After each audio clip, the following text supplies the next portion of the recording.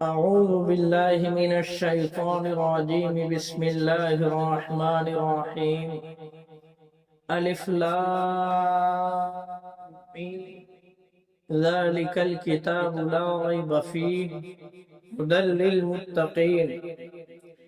الذين يؤمنون بالغيب ويقيمون الصلاة ومما رزقناهم ينفقون والذين يؤمنون بما أنزل إليك وما أنزل من قبلك وبالآخرة هم يوقنون أولئك على هدى من ربهم وأولئك هم المفلحون. دیکھو، سب سے پہلے تو ہم اللہ رب ذوالجلال کی بارگاہ میں شکر ادا کرتے ہیں کہ اللہ نے دوبارہ سے ہمیں رمضان کا بابرکت مہینہ عطا فرمایا ہے، اور رمضان کے مہینے کو قرآن کے ساتھ میں گہری مناسبت ہے، تعلق ہے. اس لیے قرآن ہم سے کیا کہتا ہے، قرآن ہم سے کیا مطالبہ کرتا ہے، کیا تقاضے ہمارے سامنے رکھتا ہے، اس چیز کو سمجھنے کی ضرورت ہے. ہم مسلمان جو ہے، یہ حال ہے ہمارا کہ ہم جو ہے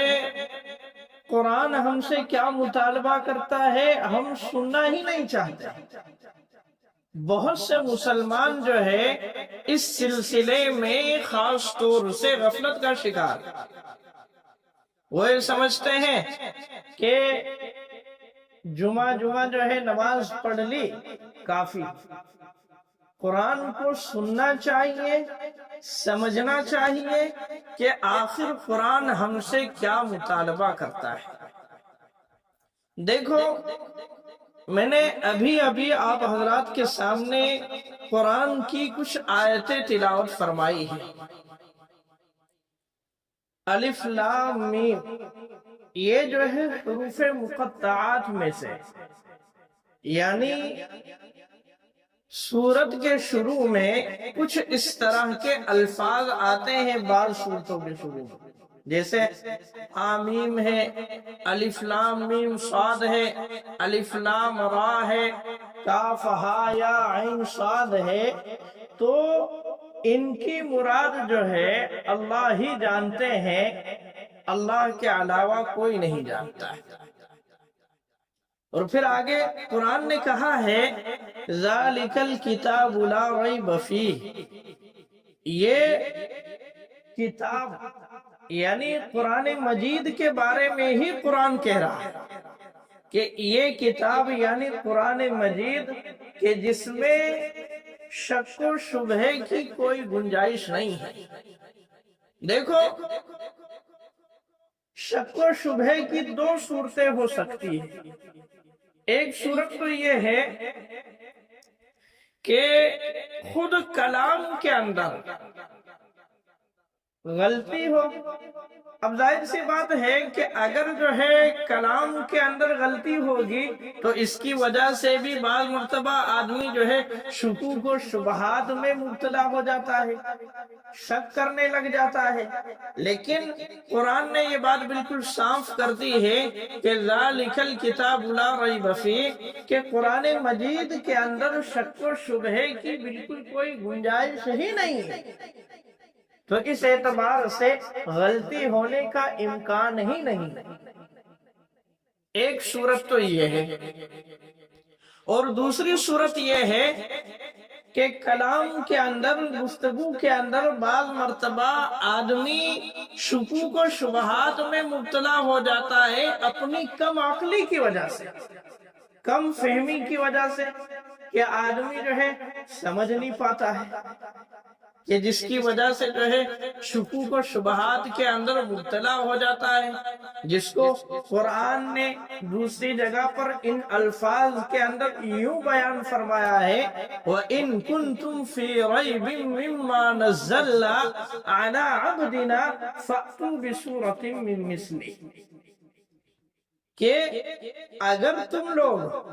اپنی کم عقلی کی وجہ سے، کم فہمی کی وجہ سے اس قرآن کے بارے میں شکوک و شبہات میں مبتلا ہو اور یہ سمجھتے ہو کہ یہ اللہ کا کلام نہیں ہے، کسی انسان کا کلام ہے، کسی بشر کا کلام ہے، تو قرآن چیلنج کرتا ہے، قرآن کہتا ہے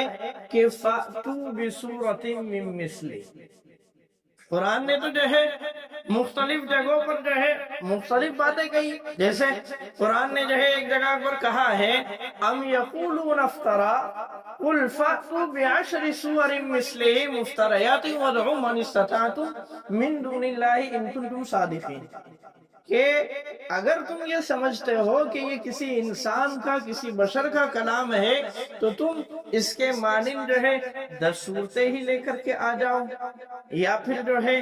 ایک صورت ہی لے کر کے آ جاؤ، یا اس کے مانند جو ہے ایک آیت ہی لے کر کے آ جاؤ، اس لیے کہ تمہارے اندر بھی جو ہے عربی کے بڑے بڑے ماہرین موجود ہے، دانشوران موجود ہے کہ جن کے اندر جو ہے فصاحت ہے، جو فصیح اللسان ہے، تو تم تو بنا سکتے ہو اس کے مانند اگر تمہارا گمان یہ ہے کہ کسی انسان کا کلام ہے۔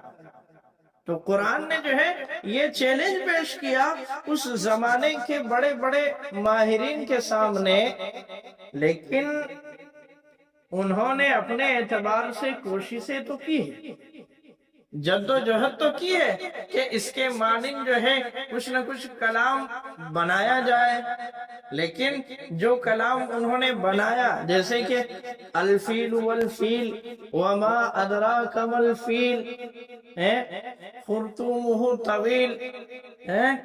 ذنبہ قلیل، تو اپنے اپنے اعتبار سے انہوں نے جو بنانے کی کوشش کی تو اپنے کلام پر انہیں خود کو ہنسی آنے لگی، اور وہ سمجھ گئے کہ جو ہے اس کے مانند جو ہے کلام نہیں بنایا جا سکتا ہے، اور انہیں یقین ہو گیا کہ یہ کسی انسان کا، کسی بشر کا کلام نہیں ہے، بلکہ یہ کلام جو ہے اس رب کا ہے، اس خالق و مالک کا ہے کہ جس کے اندر ذرہ برابر بھی شک و شبہ کی کوئی گنجائش نہیں ہے، اور جس کسی نے اس کے اندر شک و شبہ والی بات کہی یا کوئی ایسی بات کہی تو اس کا پھر کیا انجام ہوا؟ حدیث میں آتا ہے، ایک روایت ہے کہ ایک عیسائی شخص جو ہے اسلام قبول کیا اور وہ پڑھنا لکھنا جانتا تھا، تو اللہ کے نبی علیہ السلام پر جو وحی اترتی تھی تو آپ جو ہے اس کے ذریعے سے لکھوا دیتے تھے، کیونکہ وہ لکھنا جانتا تھا، اسلام قبول کر لیا تھا عیسائیت سے اس نے، تو اس اعتبار سے اللہ کے رسول اس کو لکھواتے تھے۔ لیکن کچھ وقت کے بعد میں وہ مرتد ہو گیا، اس نے اسلام چھوڑ دیا، واپس جو عیسائیت کے اندر چلا گیا، اور عیسائیت میں جانے کے بعد میں پھر اس کا انتقال ہو گیا۔ اب جو اس کے اپنے لوگ تھے عیسائی، انہوں نے عیسائی مذہب کے مطابق جیسے بھی جو ہے دفن کرنا تھا زمین کے نیچے اسے گاڑ دیا۔ اب دوسرے دن دیکھا کہ زمین نے اس کی لاش کو باہر نکال کر کے پھینک دی، تو اس کے جو لوگ تھے تو وہ یہ سمجھنے لگے کہ شاید ہو سکتا ہے کہ محمد اور ان کے ماننے والوں کی یہ چال رہی ہے کہ دشمنی اور عداوت کی وجہ سے جو ہے قبر سے اس کی لاش کو نکال دیا ہو، تو انہوں نے دوبارہ سے گہرا گڑھا کھود کر کے اسے ڈال دیا۔ دوسری مرتبہ پھر یہی ہوا، پھر تیسری مرتبہ میں اور زیادہ گہرا گڑھا کھود کر کے اسے گاڑا، تو تیسری مرتبہ میں بھی جب یہی ہوا تو جو عیسائی تھے وہ سمجھ گئے کہ یہ جو ہے محمد اور ان کے ماننے والوں کی چال اور سازش نہیں ہو سکتی ہے، بلکہ اس نے قرآن کے ساتھ میں جو گستاخی کا معاملہ کیا ہے اور قرآن کے بارے میں اس نے جو یہ بات کہی ہے کہ محمد جو ہے محمد کچھ نہیں جانتے ہیں، قرآن تو میں لکھ کر کے دیتا تھا اور قرآن کو اس نے اپنی طرف منسوب کیا ہے، تو ہو سکتا ہے کہ اس گستاخی کے معاملے کی وجہ سے اللہ نے اس کے ساتھ میں یہ معاملہ کیا۔ تو جنہوں نے اس قرآن کے اندر شک و شبہ پیدا کرنے کی کوشش کی اور لوگوں کو گمراہی کا شکار بنایا، تو اللہ تعالیٰ نے ان کے ساتھ میں یہ معاملہ کیا ہے۔ اور پھر دیکھو یہ رمضان کا بابرکت مہینہ چل رہا ہے اور اس مہینے کو قرآن کے ساتھ میں گہری مناسبت ہے، گہرا رشتہ ہے، تعلق ہے، چونکہ قرآن کریم کے اندر بھی اللہ نے فرمایا ہے شہر رمضان الذی انزل فیہ القرآن، کہ رمضان کا مہینہ وہ مہینہ ہے کہ جس میں قرآن کریم کو اتارا گیا ہے۔ ہاں، اور پھر حدیث میں ایک دوسری جگہ آتا ہے کہ اللہ کے نبی علیہ السلام بھی اس مہینے کے اندر دور کیا کرتے تھے جبریل امین کے ساتھ میں۔ تو ہم یہ دیکھیں، سوچیں کہ رمضان کا بابرکت مہینہ چل رہا ہے تو ہم قرآن کتنا پڑھ رہے ہیں؟ قرآن پڑھنے کا ہمارا اپنا معمول رمضان سے پہلے کیا تھا اور اب کیا ہے؟ کیا ہم پہلے پڑھتے تھے اور اب پڑھ رہے ہیں یا نہیں پڑھ رہے ہیں؟ تو یہ ساری کی ساری چیزیں دیکھنے کی ہے، سمجھنے کی ہے، اور ہمیں اپنے رشتے کو قرآن کے ساتھ میں مضبوط کرنے کی ہے۔ ہاں دیکھو رمضان کا مہینہ جو ہے شروع ہوتا ہے تو رمضان کے مہینے کے اندر خاص طور سے دو عبادتیں رکھی گئی، ایک تو روزہ اور دوسرا تراویح، کہ یہ دونوں عبادتیں رمضان کے علاوہ آپ کو کسی اور مہینے میں نہیں ملے گی۔ فرض روزہ جو ہے رمضان کے اندر ہی ہوتا ہے، کسی اور مہینے میں آپ کو نہیں ملے گا۔ اسی طریقے سے تراویح جو ہے رمضان میں ہی ہوتی ہے، کسی اور مہینے میں آپ کو نہیں ملے گی۔ تو رمضان کا چاند جیسے ہی نظر آتا ہے تو سب سے پہلے عمل ہم کیا کرتے ہیں؟ سب سے پہلا عمل ہمارا کیا ہوتا ہے؟ تراویح کے اندر قرآن کا سننا ہوتا ہے کہ نہیں؟ قرآن کا سننا پہلے ہوتا ہے۔ تو قرآن کے جو ہے جشن کا مہینہ ہے، رمضان کا مہینہ کیا ہے؟ قرآن کے جشن کا مہینہ ہے، قرآن سے اپنے رشتے کو مضبوط کرنے کا مہینہ ہے۔ تو اس اعتبار سے ہم جو ہے زیادہ سے زیادہ قرآن کی تلاوت کرنے کا اہتمام کریں، معمولات بنائیں، اپنے جو ہے کاروبار کو، اپنے کام کاج کو، اپنی دنیاوی مشاغل کو ہم جو ہے آگے پیچھے کریں، لیکن قرآن کے ساتھ میں ہمارا رشتہ مضبوط ہونا چاہیے اور قرآن پڑھنے پڑھانے کا ہمارا اہتمام ہونا چاہیے۔ خاص طور سے رمضان کے اندر اللہ تعالی ہمیں رمضان المبارک کی قدردانی نصیب فرمائے، اللہ تعالی ہمیں قرآن کریم کی تلاوت کرنے کا اہتمام کرنے والا بنائے، اللہ ہمیں ان کہی سنی باتوں پر عمل کرنے کی توفیق عطا فرمائے۔ وما توفیقی الا باللہ۔